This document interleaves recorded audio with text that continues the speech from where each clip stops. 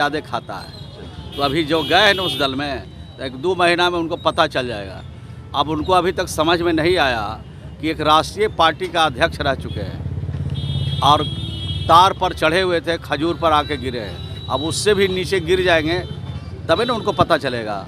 राष्ट्रीय पार्टी का ज्वाइनिंग कौन करा रहा है? एक महासचिव राष्ट्रीय स्तर का करा रहा है, और वहाँ ज्वाइनिंग करके यहाँ कौन ज्वाइनिंग करा रहा है? उनके जैसे कितने नेताओं का उन्होंने ज्वाइनिंग कराया होगा। जिन लोग ज्वाइन कराए हैं वो उनको ज्वाइन करा रहे हैं। तो उनकी स्थिति तो बद से बदतर होती चली जा रही है। और नीतीश कुमार जी पर लोग कहते हैं कि क्या हैं। नीतीश कुमार जी को पूरे देश और दुनिया जानता है। नमस्कार, आप देख रहे हैं सिटी पोस्ट लाइव और मैं हूं आपके साथ पूजा शर्मा। बिहार सरकार के मंत्री श्रवण कुमार का जाति आधारित गणना को लेकर बयान सामने आया है। जातीय जनगणना रोक पर उन्होंने साफ तौर पर कहा है कि बिहार की जनता और बिहार के मुख्यमंत्री दोनों की यही मंशा है कि जातीय जनगणना हो।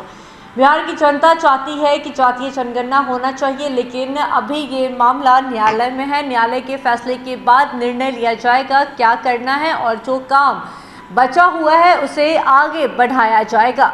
इसी के साथ साथ मंत्री श्रवण कुमार ने बागेश्वर धाम के महंत धीरेन्द्र शास्त्री पर जुर्माने को लेकर भी बयान दिया और साफ तौर पर कहा कि धीरेन्द्र शास्त्री पर अगर 1000 रुपये का जुर्माना हुआ है तो वो सही हुआ है। बिहार में कानून का राज है और सारा इसी के तहत काम किया जाता है, कानून के तहत ही काम किया जाता है। अगर कल को अगर हम भी सीट बेल्ट लगा कर नहीं जाएंगे तो हम पर भी जुर्माना किया जाएगा, चाहे कोई भी हो, सबके लिए एक ही नियम है। इसी के साथ साथ आगे और क्या कुछ कहते हुए नजर आ रहे हैं मंत्री श्रवण कुमार, पहले आपको हम वो सुनाते हैं।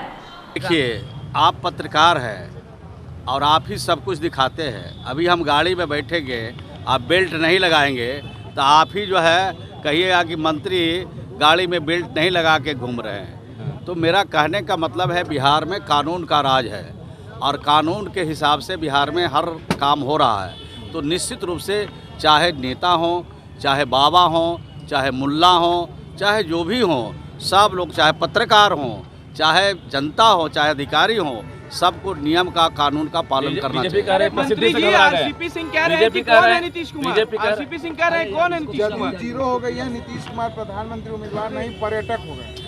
उनको अब ज़्यादा खाता है। तो अभी जो गए हैं ना उस दल में, तो 1-2 महीना में उनको पता चल जाएगा। अब उनको अभी तक समझ में नहीं आया कि एक राष्ट्रीय पार्टी का अध्यक्ष रह चुके हैं और तार पर चढ़े हुए थे, खजूर पर आके गिरे हैं। अब उससे भी नीचे गिर जाएंगे तभी ना उनको पता चलेगा। राष्ट्रीय पार्टी का ज्वाइनिंग कौन करा रहा है? एक महासचिव राष्ट्रीय स्तर का करा रहा है, और वहाँ ज्वाइनिंग करके यहाँ कौन ज्वाइनिंग करा रहा है? उनके जैसे कितने नेताओं का उन्होंने ज्वाइनिंग कराया होगा।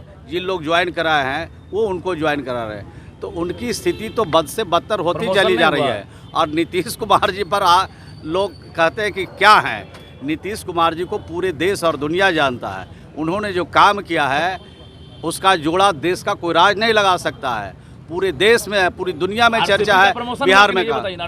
प्रमोशन तो देख ही रहे हैं कि वो तार पर से गिर के खजूर पर लटके हैं और वहाँ से गिरेंगे तो कहाँ गिरेंगे, आप उनसे पूछ लीजिए। सवाल है, सुशील मोदी कह रहे हैं कि जातिगत जनगणना मामले पर तुरंत सर्वदलीय बैठक बुलाई जाए। शायद वो भूल चुके हैं, उनको याद रखना चाहिए। बड़े नेता है बिहार के, लेकिन बड़े नेता ज़्यादा भूलते हैं।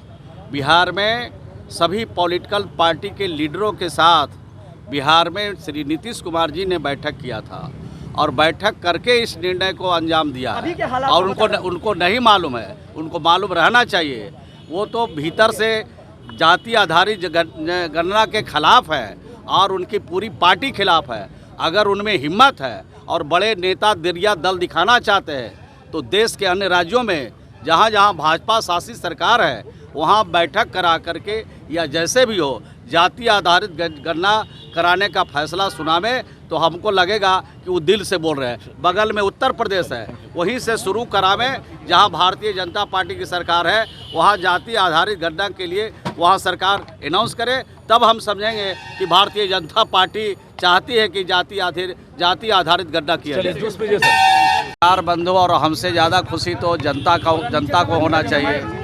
चूँकि नीरा का पहले लोग नाम सुनते थे, अब नीरा पटना के हर इलाके में मिलना शुरू हो जाएगा कि लगभग 14,000 लीटर प्रतिदिन पटना के शहरों में नीरा का खपत है और राज्य के अनेक शहरों में जो खपत है उसका गणना करेंगे तो बहुत बड़ा हो जाएगा। तो नीरा स्वास्थ्य के लिए स्वास्थ्यवर्धक है।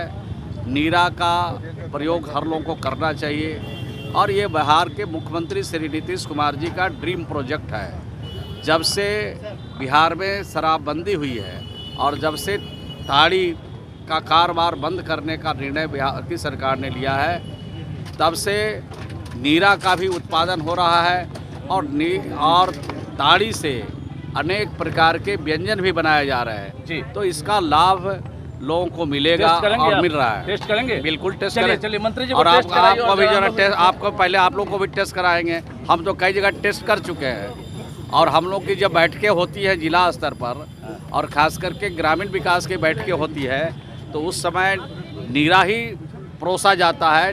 जो ठंडा आजकल कोल्ड ड्रिंक्स है उसका उपयोग हम लोग नहीं करते हैं, इसी का उपयोग करते हैं। और आप लोगों से भी अनुरोध है, पत्रकार बंधुओं से, कि आप लोग भी जो बनावटी चीज़ मार्केट में आ रहा है उसको आप परित्याग कीजिए और नीरा का सेवन कीजिए।